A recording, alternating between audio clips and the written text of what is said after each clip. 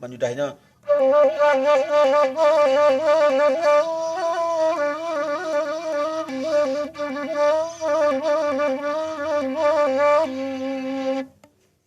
Kok penuh menyudahnya.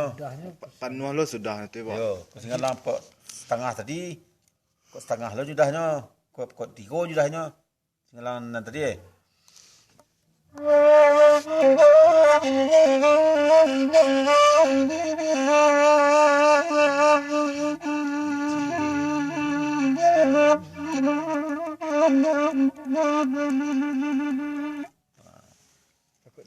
Mau pokok hampir dah.